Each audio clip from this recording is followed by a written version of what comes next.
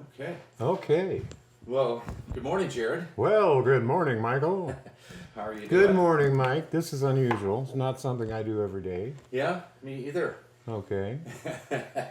Well, Jared, we'll get a little bookkeeping out of the way, and I just Bookkeeping. Yes, I Okay, wanna- that's the check you're giving me for this? Oh, yes, like Okay. something like 25 mil. I'll Yeah. take 25,000. I told you that already. Well, I just need you to state your full name, the year you were born, and where you were born.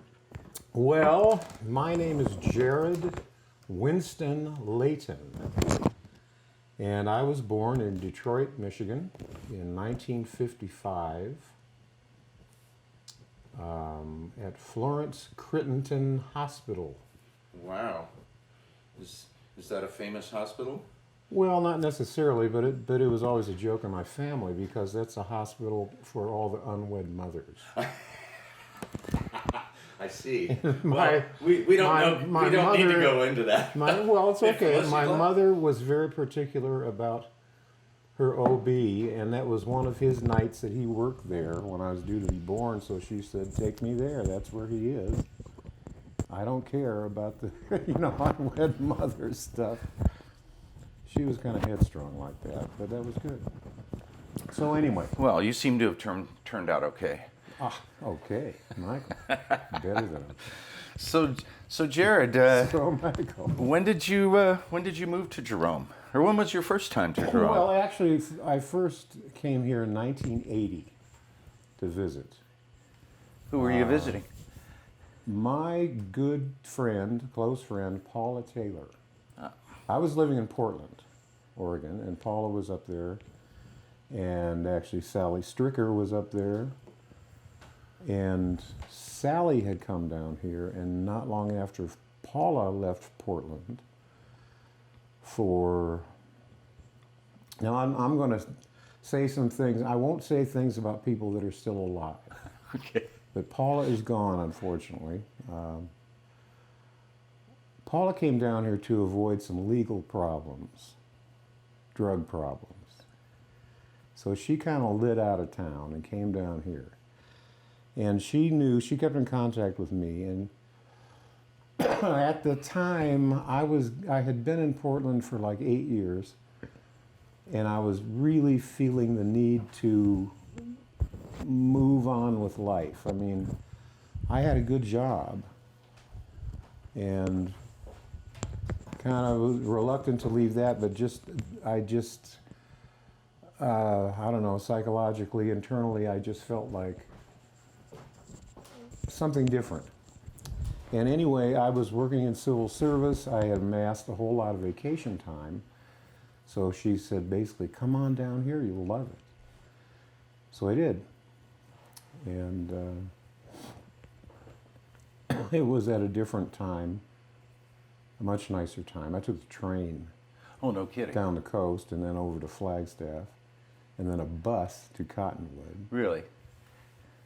And they picked me up at a bus stop that doesn't exist anymore, of course. But so yeah, like I say, I had a month off, and so I just wasn't in a big rush. So I came down here to visit her, and she was right. I loved it. What I didn't know, I came, and it was the month of November because I arrived on Halloween. And of course, immediately thrown into the Halloween thing after like having a nap. So that was fun, believe me. And left just after the 1st of December. Okay. And while I was here, they were living in the house up the street here called the Villa Zero, being managed by Esther. Which one is that? On East Avenue? Yeah. Oh. It's,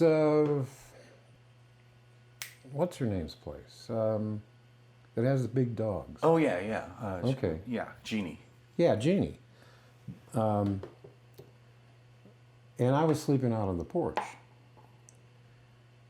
And it was beautiful. I had brought a sleeping bag, as I recall. I didn't even need to get in it. It was so warm and dry. Now, I didn't realize that the dryness was kind of unseasonal. So I was getting this whole impression of like, yeah, God, it's dry, it's wonderful. And that was part of the problem with Portland, was I couldn't take the damp anymore, the dampness and the wetness. Yeah, it gets me too. Because I had originally come from the Midwest, and so, and Portland is all, it doesn't ever thunderstorm, it just drizzles.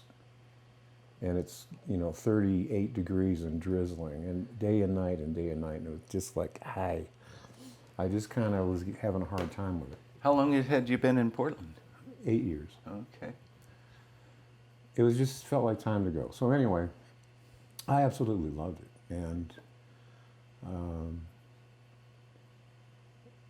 so, of course, I was free to explore on my own when I wanted to. I mean, I didn't have a vehicle, so I walked around everywhere and ran into interesting folks. I ran into someone tending bar at the Spirit Room, which was a lot different bar than it is now. It was a lot rougher, it was a lot sleazier, and it was a lot more fun as far as I'm concerned.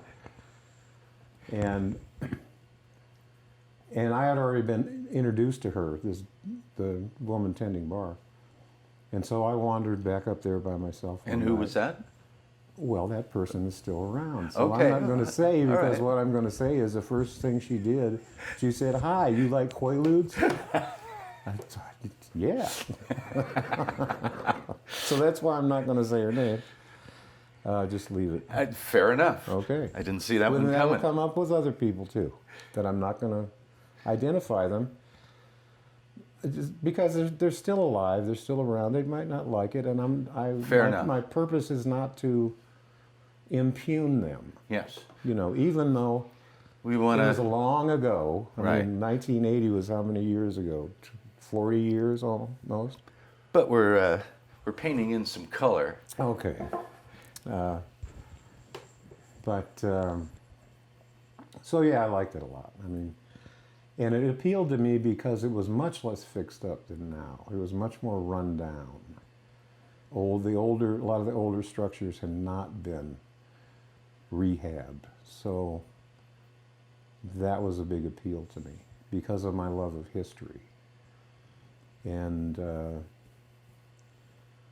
I met a number of people. Now, at the time, I was going to say something about Guy Henley. I didn't meet Guy until actually I moved back later on. Because I was here for that month and left just completely determined to move here. And then events, and I was going to go back. See, I was in civil service. Save all the money I possibly could, and I'm thinking, well, maybe a year, and then I'm coming back. Well, other things happened that sped that process up so that I came back sooner, and that was, in a nutshell, the whole structure of civil service changed because back in that time, once you were in civil service, it was like a golden ticket to employment for the rest of your life. Well, all that changed when I went back because of the change when Reagan came into office, and all of these things changed. And Can I ask you what kind of work you did? I worked in the service? county drunk tank. I loved it. It was a great job. In fact, You were a it's probably- counselor? No, I was just an aide. I worked in the admitting, and I worked in the cage where people stayed, and I worked on the upstairs. There was a 5-day detox. And I don't want to go into these long side stories. In Portland, it's legal to drink on the street if you have it in a brown paper bag. So you can't have mixed drinks. It'd get kind of awkward in the mixed drink in a brown paper bag. And that comes from the history of logging. All the long history of logging, where the loggers would be out in the forest for a couple of months.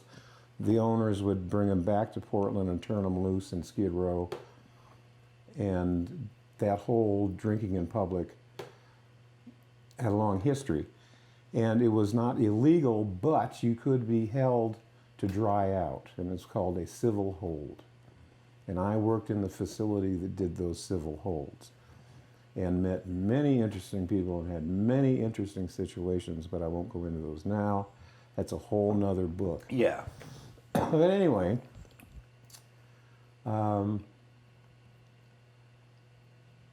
whole structure of civil service changed. So I was faced with, instead of saving all my money for like a year, like 6 weeks, no, not 6 weeks, 1, 2, I came back in June. It was like for the first,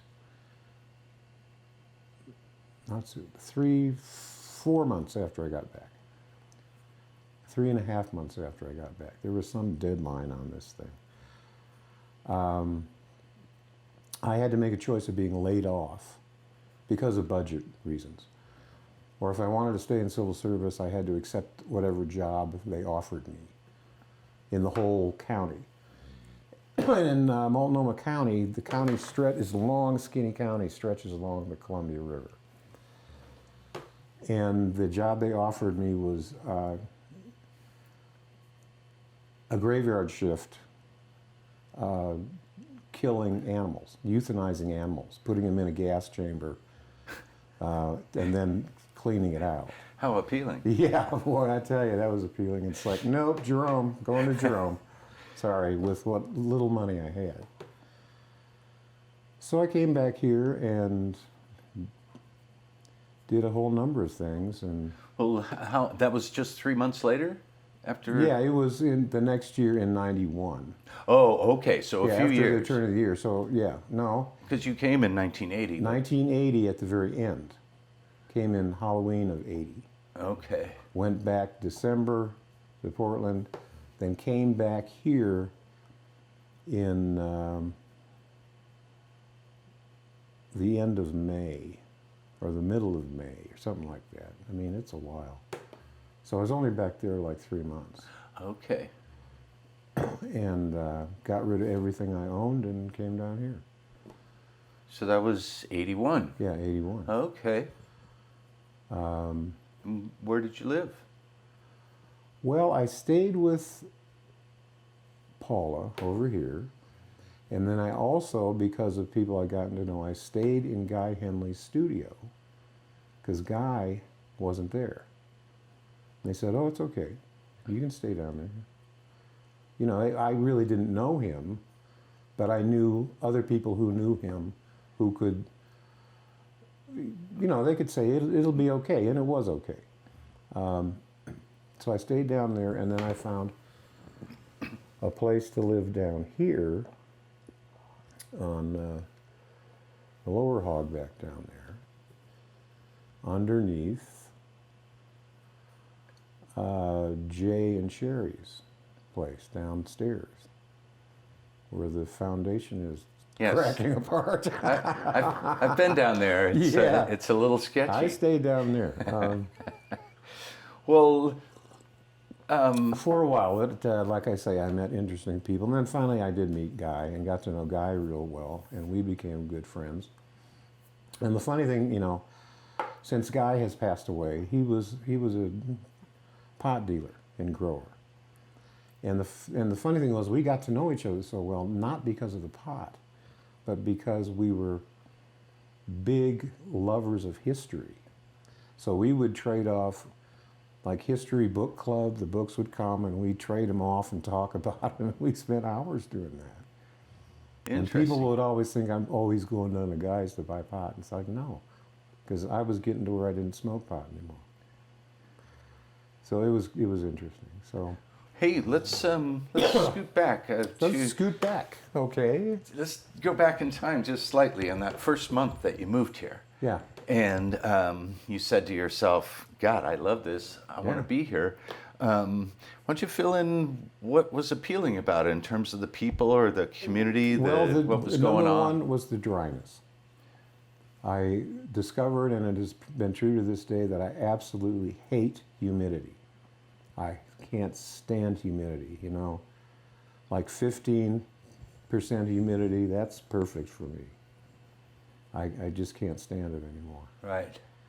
The dryness, the I don't know how to put it, I guess you'd say the funkiness. Meeting people, like there was a painter named Tom Barber who lived at the top of the hospital. House painter or art painter? Art painter. Who barely scraped along because he was painting canvases that size that would sell in Sedona, which meant if one of them sold, then he had enough money to live for like 2 years. But then he had to wait for one to sell. So I know at one point he got to where he was basically living on a quart of beer a day. That was his nutritional intake. But I had fun with Tom because he was on that top floor of the hospital. And we would go up there and sit on the balconies up there. And this was after I had come back because it was in monsoon season in that year. You talking about the asylum or the nurse's house next door? I'm talking about what is now the hotel. Yeah, asylum. Okay. Yeah, he was at the top. Oh, no kidding. He was living in the operating room. Yeah. At the north end with all the big windows for light. I've been up there before it was refurbished. He was all tiled. living up there. No and nobody kidding. else was in there. And that was his studio? yeah. What great light. And where his bed was and everything. Oh, I'm jealous. And there was nobody else there. And that was when all the old hospital equipment was still laying around. And all the beds and all the chairs. And we'd go out and sit on that balcony and smoke dope and watch the monsoon storms come in. That was fun. That was a lot of fun. So you were hanging out with artists? I'm sorry, I didn't mean to interrupt. No. I was hanging out with anyone that caught my fancy and seemed to get along with. Because I'm not an artist. Maybe a bullshit artist sometimes. In the jobs One of the that I've best, done. He smokes too many cigarettes, so children, don't smoke cigarettes. And don't vape either. Jesus So what about, what else struck your fancy about the culture in 1980? Well, it was a lot slower. I was thinking about that earlier when you called me and reminded me. I said, when I was drunk out of my mind that I would come and do this. No, that's not true. I have my ways. That's not true. Yeah, you do have your ways. And I don't think people now would understand this, that at that time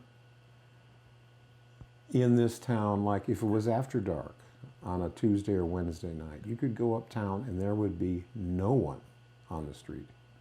No cars moving around, no one on the street. I mean, nobody. It was that quiet. Really? Yeah. And it's hard to imagine now. It is. I went up one time and met a girl who unfortunately is also gone. She got cancer. Her name is Gail Talbot. Kim Talbot's wife, and then they got divorced later, and Kim is gone. But she was tending bar. I went up there and it was like a Tuesday or Wednesday night. And I started talking to her about all the bats, because back then, and I've noticed this too over time, where are all the bats? There used to be all kinds of bats here all the time. And they seem to be gone. I don't know why that is. Yeah, I noticed them when I came in '94. Yeah, there were bats all over the place, which are great. I like bats. I think they're cool. But I was telling her, because I was the only person in the spirit room. She was tending bar, I was the only person, and it was like a Tuesday night. There was nobody anywhere on the streets. So she was bored shitless. So I said, well, let's go suck some bats. And she's like, what? I said, we'll do this, because this was something I did when I was a small kid in Michigan. You go outside when the bats are around, and you get pebbles, and you toss them into the air, and their echolocation will, while they're flying around, they'll think it's an insect, and they'll swoop down to get it. So we went out, and I said, get some pebbles, get a handful of little pebbles. And we stood out in the street, no traffic, no nothing. And we started tossing these into the air. And pretty soon there's one bat, and then 3 bats, and then 6 bats, all going around and going around. And I said, now what you do is you start tossing them lower. And they were flying around and coming lower and coming lower and coming lower. We got them down to head level so that we had all these bats swimming around all around us. And that was like, that's how you suck bats. Because I did that when I was a little kid. And they're great. Amazing. I love bats, actually. Yeah. But they just go all over, like 12, 15 bats going back and forth, just keep tossing pebbles up like that. And I was thinking about that because I was realizing after all these years, that was probably one of the nights of my whole life where I had the absolute most fun. Simple fun. With me and Gail sucking bats. And then a car would come along and we'd have to get off the street. And the bats would kind of skitter around. And so, go in and take a couple of chugs of beer until the car left and then go back out and start doing it again. What a great story. And it was just funny. I hadn't thought of that in a long, long time. How much fun that was. It was absolute fun. Well, let's expand on that. What other unusual Unusual fun things? was going on in I did a Jerome? lot of usual fun things. For such a short time, that first month I was here, I admit I had a lot of sex with those will remain unnamed.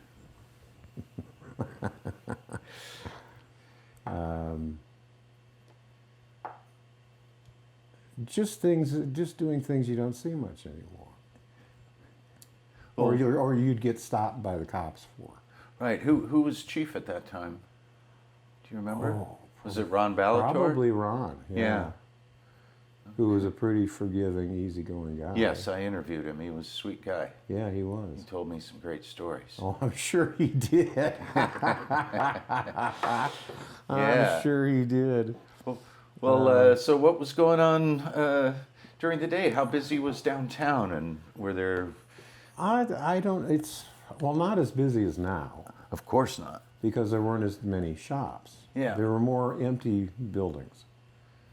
There were more empty places. And, excuse me. Like I said, the Spirit Room was a very different place. The Spirit Room was really a divey place, gaudy red and gold furnishings. The mural was still there, of course. But that was at a time when like real bikers would come through. Not these, retired accountants on their new Yes. multi-$1,000 machines. These are real bikers who'd, kick the shit out of you if you looked at them sideways. Hell's Angels and nasty people. And it was a dive-year spot, and they always liked to stop there. Excuse me, I'm sorry. You ever have any trouble? No, I didn't. No, just stay out of their way. You just look straight ahead. Yeah. I'm not looking at you. Were they pack? Were they packing back in those days? Yeah. Yeah. Oh, yeah. Yeah, it's a little different atmosphere. Oh, it was a very different atmosphere. And at that time, I really didn't go into Paul and Jerry's because it wasn't, I don't know really, it was much more a cowboy place at that point, it seemed like. But, Paula and Sally, the people I had known here, the two people I knew here, they kind of directed me to the Spirit Room. Right. More. It's more for you hipsters. Yeah, we were so hip. Dumb druggies. 1980 hipsters. Dumb druggies is what we were. Right. That like to fuck a lot. Basically. So you basically moved here for the party, is that what you're saying? Somewhat. Well, I've heard some stories like that. But Well, did you there involve... were not a lot of wild parties at the time. At that time. And part of that reason, I think now, looking back on it, it was because the season, it stayed so warm here so long, it had just gotten to the end of harvest time for harvesting the pot. So many people, many players in that were not here when I first came. Gotcha. When I first came to visit. But I did meet them eventually and helped them on the harvest. I don't think you were one of the bustees, were you? No. George and I went through the bus. No, I had left town just before that. Oh, okay. Well, what did you do for work when you got here? Well, that first month I didn't do anything. I was on vacation. When I came back, I worked underneath a house. Mike Kammerer, who went by the name Miguel, Yeah. Paula's boyfriend. Okay. He was raising a fallen down house down in Mexican Town. He was still, had not completely fallen down, but he was raising it up to build a foundation under it, and I worked for him. You did construction. Yeah, we were, oh God, that was tough. Yeah. And because the soil was really clay-like, so you'd have to take a pickaxe and go chonk and pop off a piece, chonk. That was hard work. Yeah. But we almost did it. And I say almost because not anything that was Mike's fault or my fault, because he had it up on house jacks one night after doing this for over a month. And a big storm came in and blew it off the jack. And then the thing was like, psst, Done. junk. Oh my God. Because the house came down and then, because these were balloon houses that didn't really have frames. Right. Once something happens like that, well, the whole house is going down, it just folded up. Yeah, yeah. That was kind of heartbreaking. And you're out of work. Well, that wasn't, not as heartbreaking as it was for Mike and Paula, because that's where they were going to live. And that's where he was doing it, and then that exacerbated What they got the rough house. parts of their relationship. I see. Well, they got the house for nothing almost. I don't know we paid it, but it was pretty close to nothing compared to now. Because it was pretty beat up. Oh yeah, it was pretty beat up. Yeah. I mean, you could camp out in it. I'm trying to remember. I believe the water was still running to some place, a faucet on the outside or something. That was more than likely part of Guy Henley's water. It was hard to tell down there because there were so many houses down there that were on the verge of collapsing. Right. At least down on that street. Of which they've torn down a bunch of them. Yeah. What's the name of that street just again? fallen down, huh? That street again down there is where Guy Henley was. I forget. Where Henley lives. It Yeah. was on that street, which I'm trying to think of the name of, and Yeah, I I can't. can't either. It'll come to us. Diaz, Juarez. Yeah. Juarez? No, I think it's Diaz. Diaz? Yeah, yeah. Because Jazz lives down there. Yeah. Now in his place. In his place, yeah. That's supposed to, yeah, well, I won't go into that. See, at that time you could still drive through, it was a through street. Oh yeah, it came back up the other Real side. rough, real rough Right. on the end up there. But you could still drive through. Yeah, and come up by the lower park. Yeah. Yeah, Come up now where the gallery is. gallery. Yeah, Because you'd go right Coming by behind- the old Mexican Town swimming pool. yeah. It would come up and turn and go Yeah, uphill. go behind the Cuban Queen. Right. Yeah. Yeah, I seem to remember that road from coming up here as a kid. Oh, it was a dangerous road even Yeah. back then. Well, who else? Did you hang out with any musicians, or did you see music back in the... Yeah, That I time? did. Well, besides Sally. But Sally wasn't playing much because she was having her baby, her son, Carlos. So I was there when he was born. And Ivy Stearman was the midwife. And they buried the placenta on the property and planted a tree on top of it. We did that here at our house. Yeah. Yeah. And I don't honestly know if that tree's still there. It may be. It may have died. I recall years ago somebody saying it died or something. But anyway, yeah, so I was here when he was born. Right. Well, who were some of your other friends when you first got here? Well, I only knew Sally and Paula. You know, Sally and Paula to begin with, but then introduced me to, let's see, Nancy Stewart, Gail Talbot.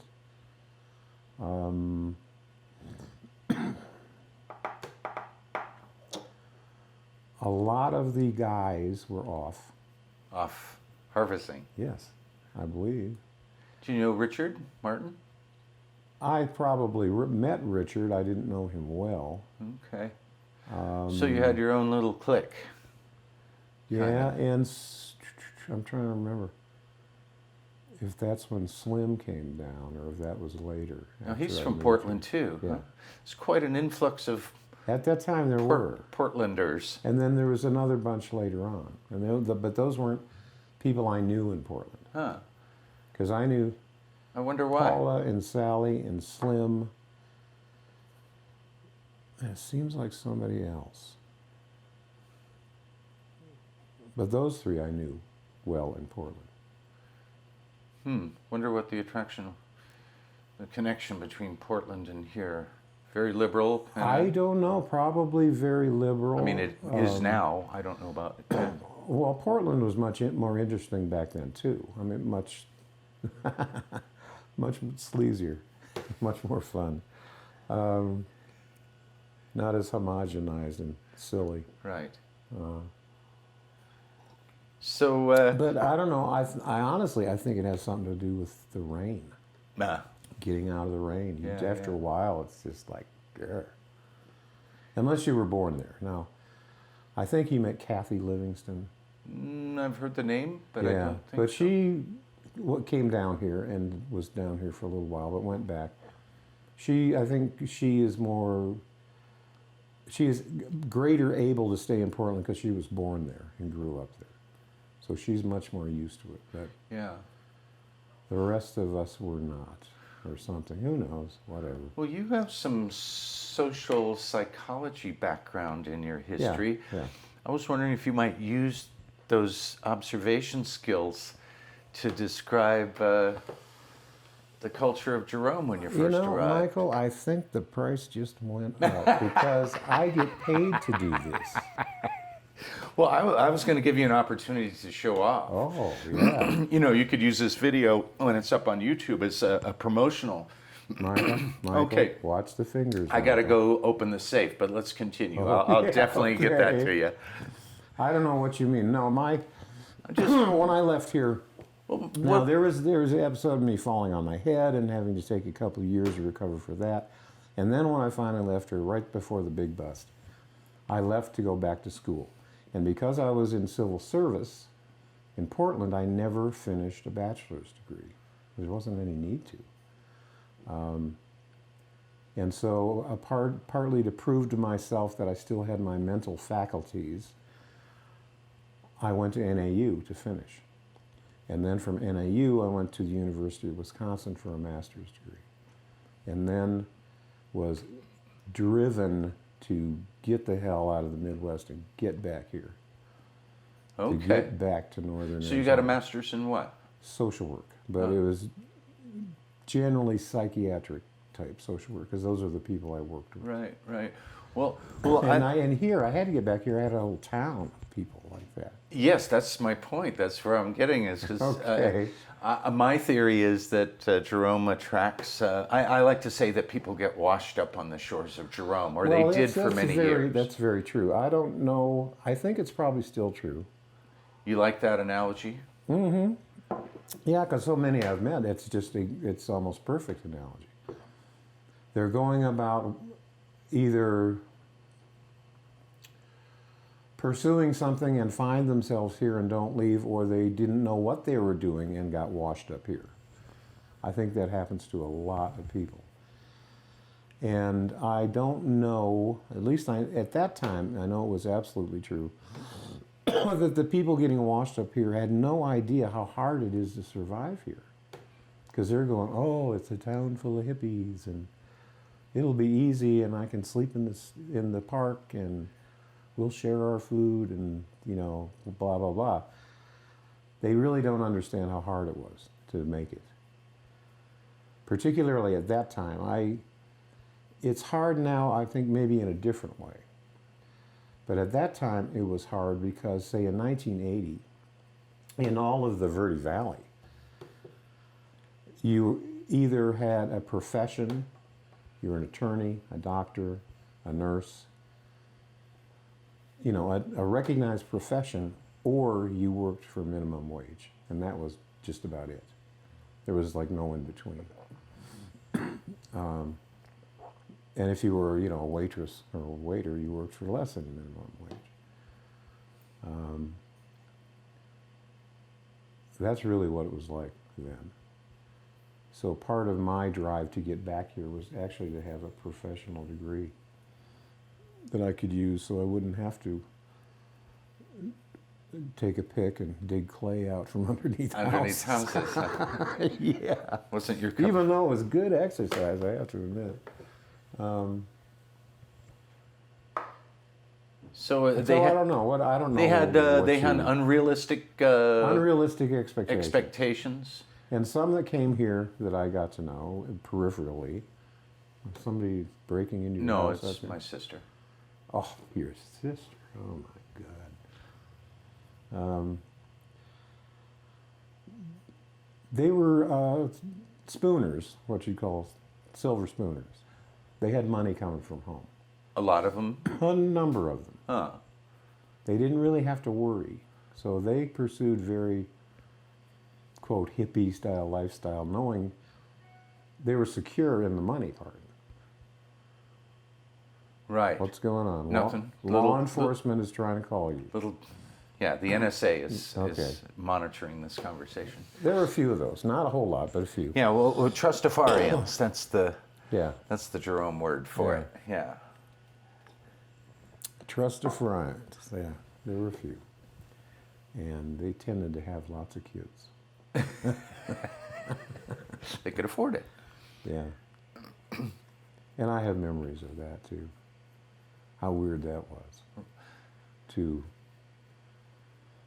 wake up in bed with some woman, one of those types of people, and at morning time and wake up in bed and open my eyes and there'd be like 6 little eyes looking at me over the top of the mattress. Because they didn't care about that. And they all just, you know, shuffle their kids back and forth to each other for babysitting. You know, wake up in the morning, it's like, oh, God. It's all these, like, really, they looked over the mattress right about eye level. So the freewheeling days of 1980 Jerome. Yeah, that's right. And you'd just send their kids to another one of their friends. And they'd watch them and feed them. And so that's what it was. That was appealing to you. I mean, well, the not lifestyle? Not the kid part. Not the no. kid part, but I mean the freewheeling lifestyle. You liked it? Yeah, you hung on to it for as long as you could, I guess, before you had to get a degree. So, no, no, that's a whole different That's a whole story. different That's a whole different Oh, story well- that I don't think I'll go into.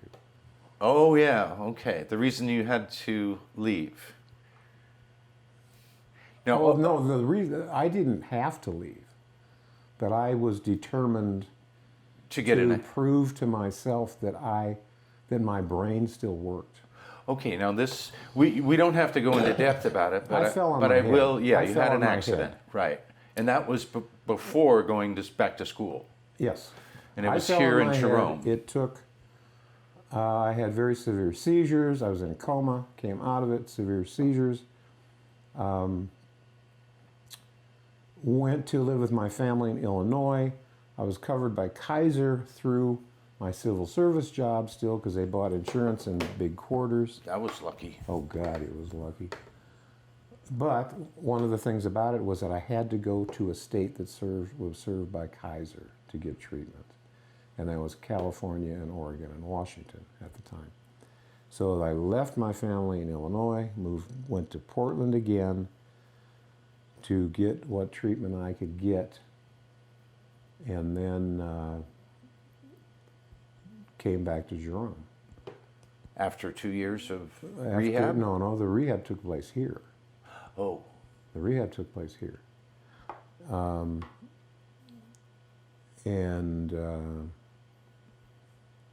it was, brain injury. I mean, You hurt yourself pretty bad, huh? Yeah. Oh, shit. I was taking lots of medications. Seizure, let's see. Dilantin, phenobarbital, Valium, codeine. Seems like there was another one. And basically what I was told is, because I didn't like it. I mean, I wasn't having fun. So I had to tell these doctors, like, look, I want to quit, I want off. And they said, and I had to make a deal with them, and they said, you're going to be a controlled addict for 1 year. You have to agree to this. You're going to be a controlled addict for a year, and then we wean you off. Are you willing to do that? Okay.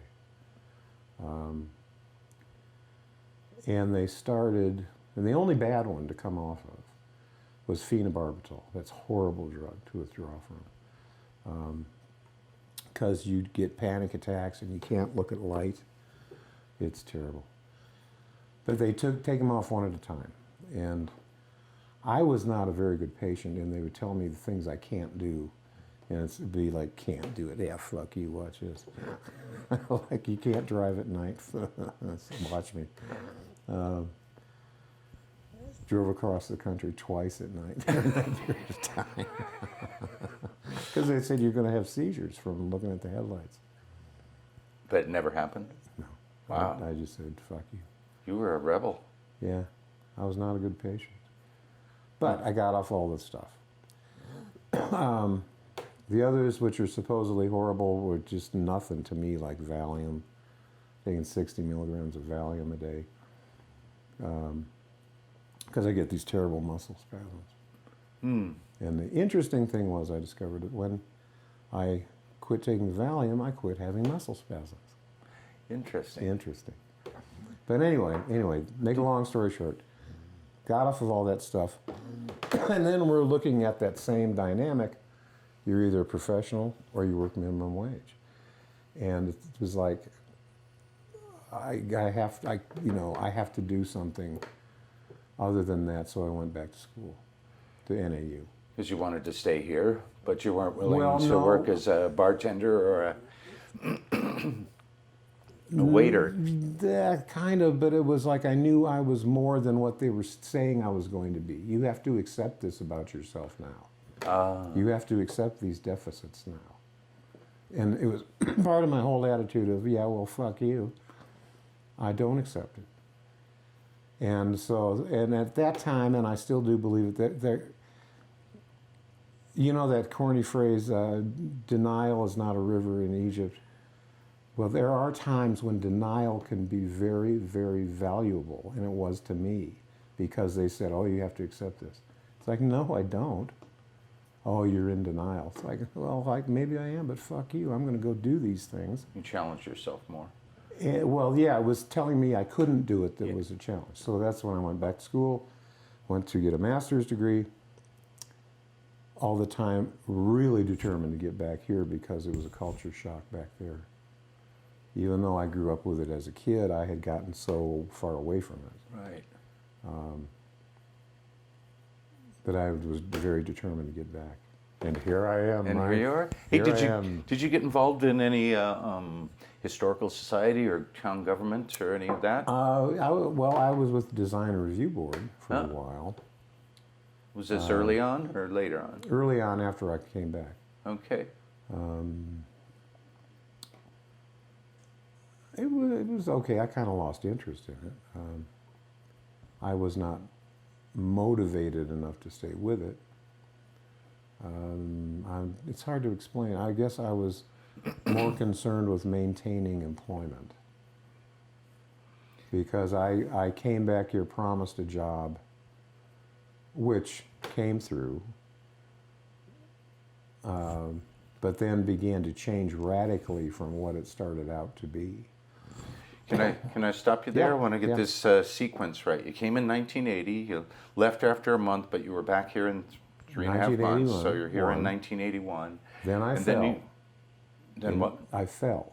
Then you after fell being within here. the next couple of years? You were here a couple of years before you fell? No, I was here about 4 weeks, No shit. and that's when I fell. Oh, I didn't realize that. Yeah, and then like I say, I was in Phoenix in the hospital, in a coma for a week.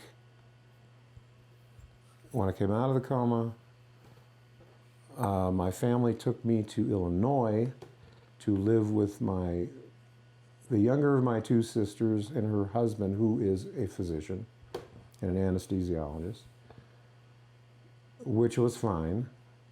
But then my brother discovered all this stuff about the insurance, and I had to go back to Portland to get covered. Because my brother was in the healthcare business. He helped create Access. Oh. So anyway, it's a long story, bouncing all around. Went to Portland, was in Portland. I honestly couldn't tell you how many months I was there. I got a hair up my butt that I have to go back to Jerome. It was like a very infantile urge to come back to Jerome. And it's the same kind of thing, saying, fuck you, you can't kill me. Guess who's back? Here I am. And that has driven me a lot through a big part of my life, you know. If you want me to do something, tell me I can't. Right. So let me can I clarify something? You said something that maybe piqued maybe a I question. can make it more confusing. Well, the accident was an accident, or was it malicious? No, it was Okay, okay. I fell from the top of a wall. Okay. And I think we stood up there when I first met you. Showed me. It's maybe. up just past the post office out there, right? No. Or is it one it's down on below? Verde Avenue. Oh, it was on Verde. Verde going into Verde, that wall to the left. Oh. Right So right there. next to the house that you owned. Yeah, Ah, my memory's bad. that's okay. Good thing I'm not in court. You're old, you know. Yeah. Yeah. Yeah. What am I? 6 months older than you? Yeah. No, younger, I think. I think you're younger. Yeah, maybe I'm 6 younger. months younger. Let's Something go with like that. that. Yeah. Okay, so it took you a couple years to recover. Yes. Then you moved back here. Said No, I went to Portland for a couple of months or so, and I really don't remember how long. And then I came back here. And I did recovered here. Recovery here. okay. And then how long did recovery take? 2 years or so. Oh my God! And you didn't work at all during that time? No. Holy shit! You were too out of it, I guess. Yeah. Sounds like and, it. How'd you support yourself to get help from again, situations.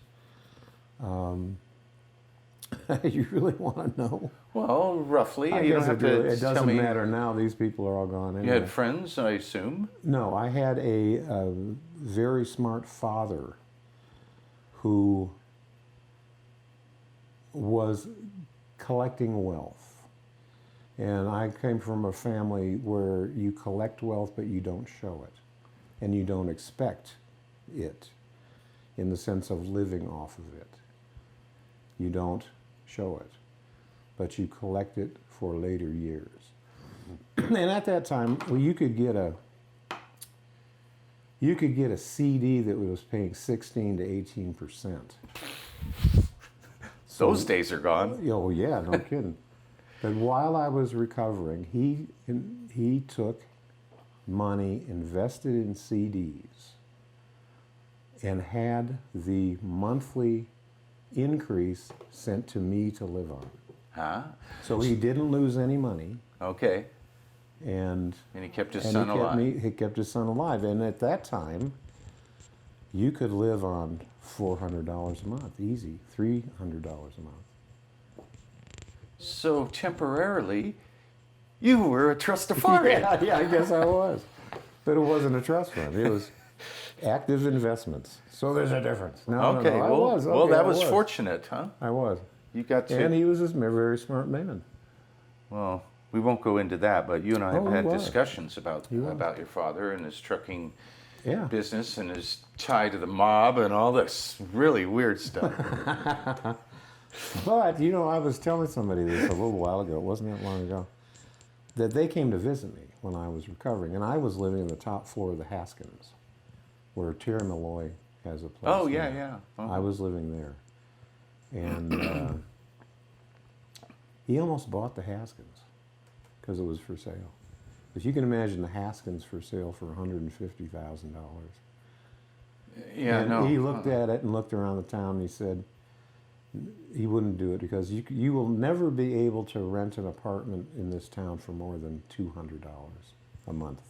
So it wasn't worth it to buy. Ah. It's like he wasn't all that smart. He couldn't see into the future. Real estate that's for wasn't sure. his thing, I guess. Yeah, well, no, or seeing into the future because, you know, you can't get a room in a house here for $200 a month now. Uh-huh. Anyway, I'm wandering off. Yeah, I distracted you, but That's so okay. it took you 2 years. You survived, and so now we're looking at what, 85? Yeah, 85. Because then I went to And then you went to Flagstaff, school at 85. finished up I mean, there. in 85. Finished up there, and then I hit a crossroads, a fork in the road. They say in your life you run into forks in the Yes. road and choose one or the other. And I look back over the years and I think I should have chosen the other. And the fork in the road was I can either go to Wisconsin, University of Wisconsin, and do social work masters, or I could stay in Flagstaff. Because when I finished my degree, I was offered the opportunity to stay, because they were starting a master's program there. They were trying to recreate the, what's the word I want? The, I guess, profession, the teaching profession of civics. And they were trying to create a master's degree in civics. And they asked me to stay and be in the first class. And I'd made my choice to go to Wisconsin, Huh. you know. And I think now, because that master's degree in civics also required a whole lot of history, and I love history.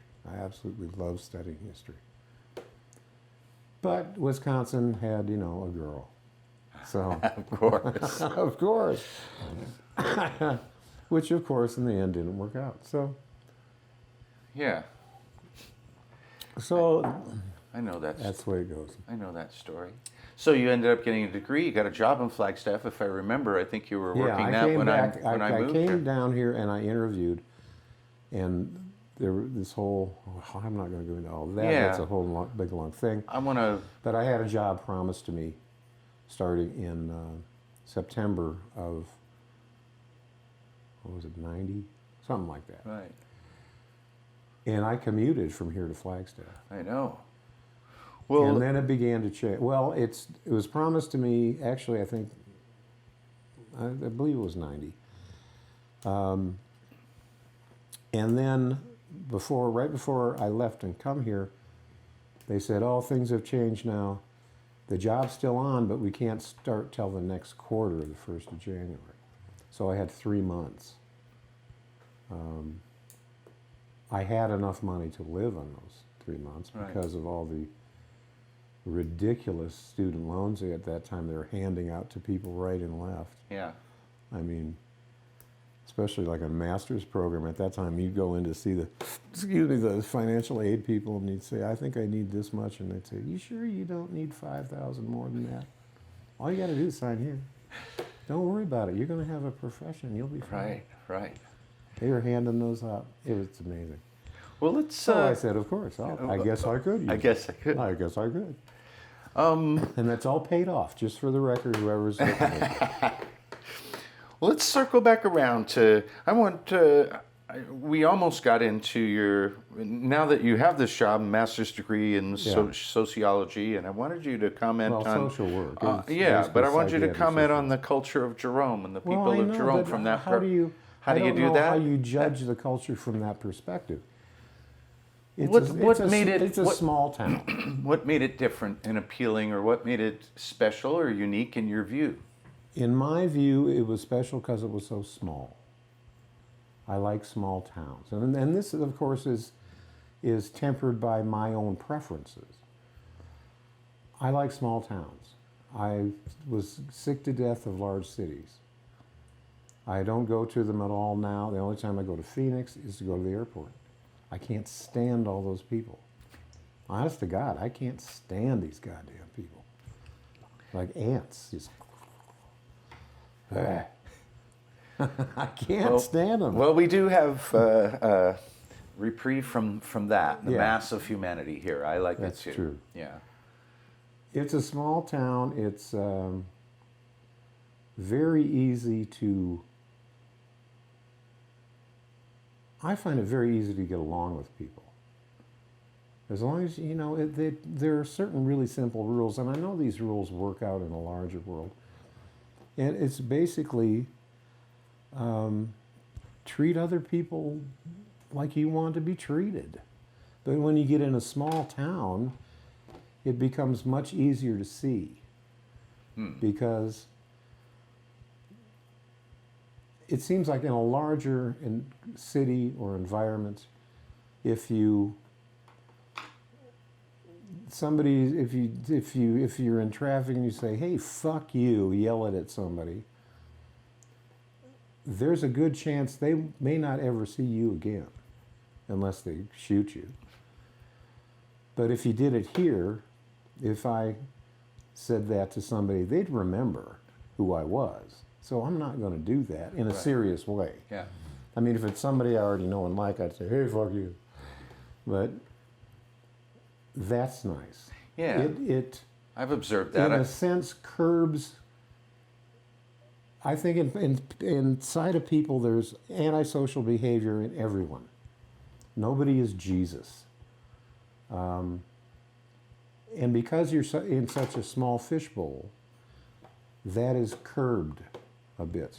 I agree. Because there are things in a small fishbowl, things you can get away with out there, but here in Oz, you won't get away with it. I totally agree. You know, if you're an asshole here, I've often wondered what... then everybody here is going to know you're an asshole. Yeah, it's self-policing. Yeah, yes. Because of the size and the proximity It's to your almost like fellow... you have a degree, Michael. Well, self-policing, what a wonderful term. I'm giving you the third degree. But yeah, I've often wondered, how big does a town have to get before it loses that self-policing, high proximity, and that I don't know. I really don't. I'd be curious to find that out. But that's a good point. And I have no doubts there are studies. That sounds like just the kind of study someone would do that's trying to get a PhD. Yeah. Somewhere. Yeah. And so what I'm else? sure they exist. What else about Jerome? I like the old buildings. I like them because they're old. I absolutely, again, it has to do with the large cities. The cookie cutter houses that are down there, just I don't even want to look at them. Yeah. You have a sense of history here. Yes, there's a sense of history. Like when you go to Europe. There's the history thing. Yeah. Yeah. Well, it's humbling. I mean, you humbling. realize that you go to Europe, it's much more humbling because of the ages of things. When I was there, in Greece, it's like, Jesus. Yeah, but you get a little bit. You get a little more here than you do in most of America, at least out west where we are. At least out west, yeah. You do. And I like that, the history part. That's a hard question to answer, all the little aspects of why I like it here. Do you think self-policing, though, is kind of a big one. Yeah. And self-policing and the history and... Could you feel energy here in the town when you got here, like a certain creative energy? Did you sense that? Only after 5 o'clock, because I still have to work until 5. Okay. Well, I had several artists and musicians here to interview, and a lot of them mentioned that they felt like it was a buzz, like there was something happening here, you know. And I just, since you weren't in that world, I wondered if you had a sense of it. Yeah, but I'll have to put it a different way. Okay.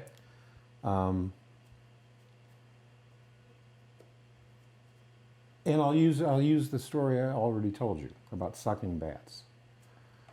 Going outside sometimes in the quiet, where it's quiet, and the stars are around. That is energizing to me.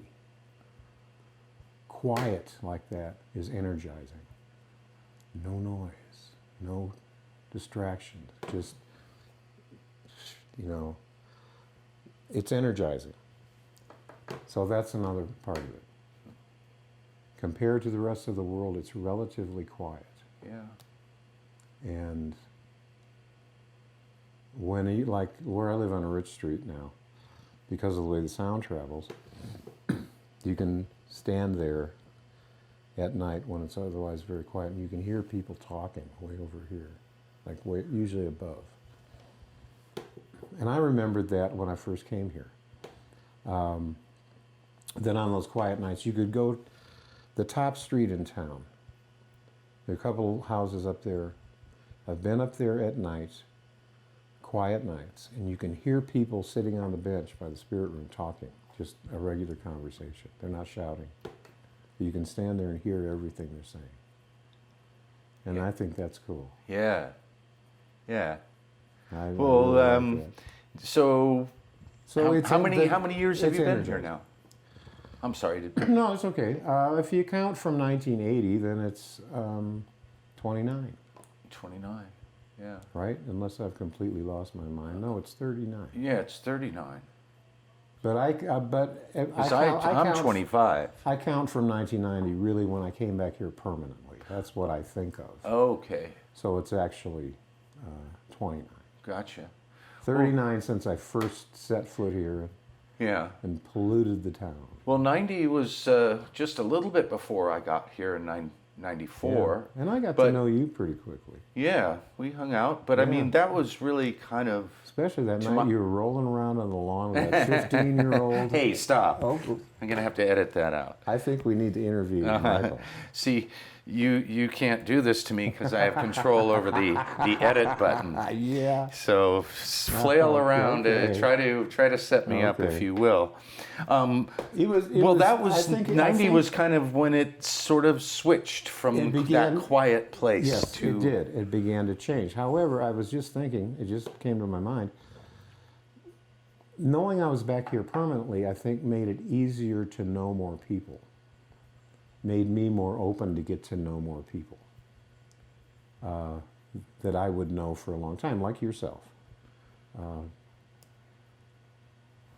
And numbers of different people, many of whom unfortunately are gone, Yeah. have died for one reason or another. Yeah. You got any Guy Henley stories? I wish I had interviewed him. Oh God! I mean, the only person I've ever known that was killed by a beer can, Yeah. not the beer inside it, it was by the can. By the can itself. And a cheap can of beer Yeah, at that. a cheap can of that. No, I don't know. I don't know, Okay, I don't want you to Guy. I mean, tattletale. no, it's nothing to tattletale. We used to talk a lot. Was Guy part of the About- growing community up on the mountain? The pot growing community Oh up God, there? yes. Yeah. He was growing it here. He was growing it down at Apache Lake. That's where I went to harvest it. They lay out drip lines and. He was going full hog, huh? Oh yeah, yeah.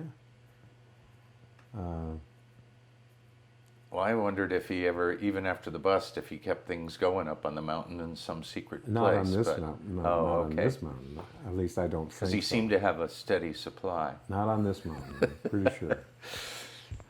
Well, hopefully Arizona will come to its senses soon, and we won't be Yeah. putting people in jail for that anymore. But Yeah, that'd be nice. wouldn't it?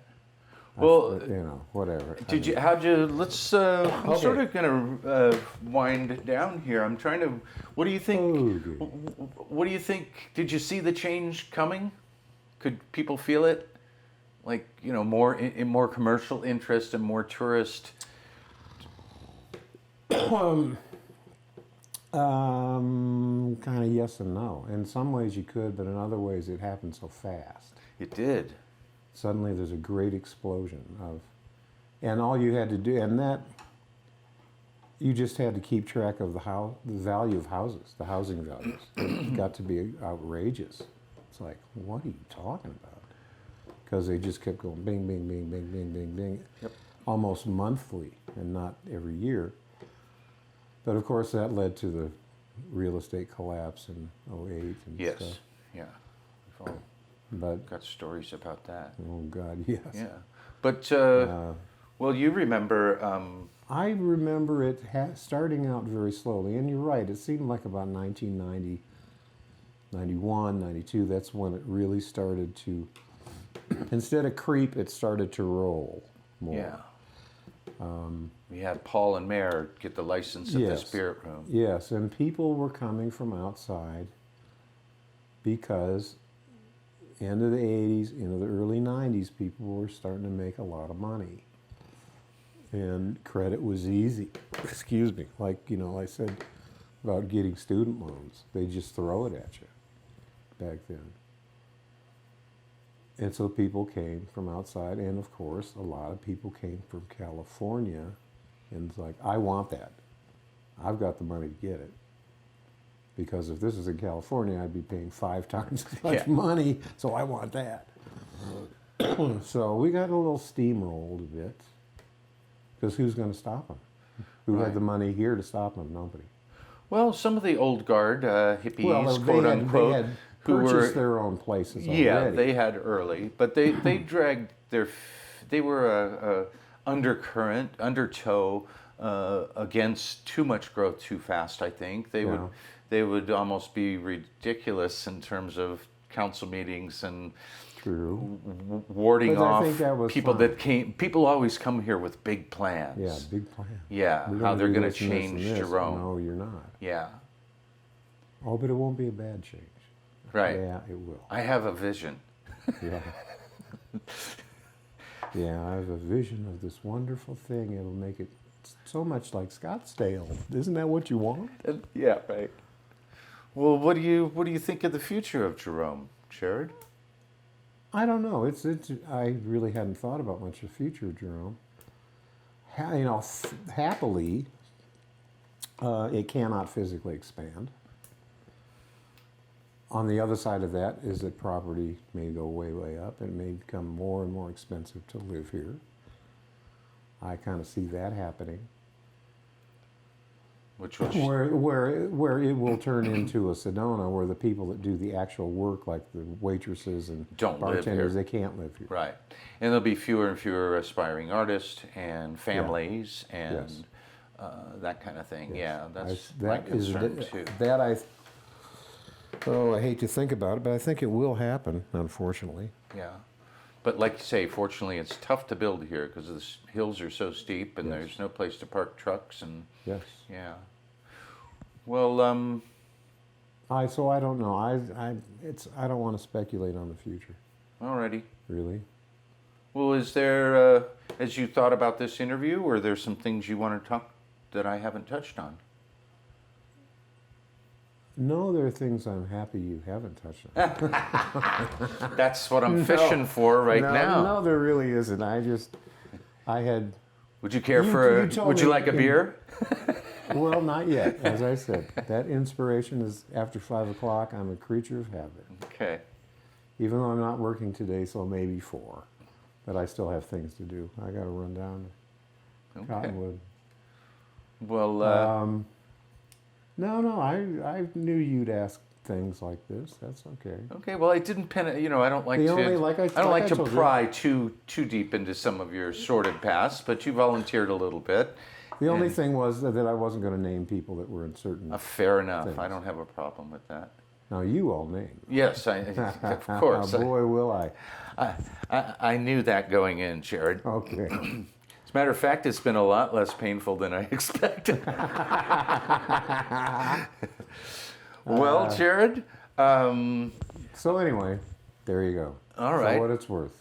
Thank you very much, Jared, Sure, for coming you're very today. welcome. It's been a pleasure. It's been a pleasure being your friend all these years. It's been a pleasure being your friend too, Michael. I don't get the chance to tell you that often. Well, thank you. Because usually you're an insufferable dick, but that's okay. And likewise. It seems to be a mirror image when we sit down at the bar. All right. Well, thank you so much, Jared. Yeah, that's what Sid says when he comes. Oh, God, two insufferable dicks. All right. Well, that's the way we'll finish the interview. Okay, from one insufferable dick to another. Yeah. Adios.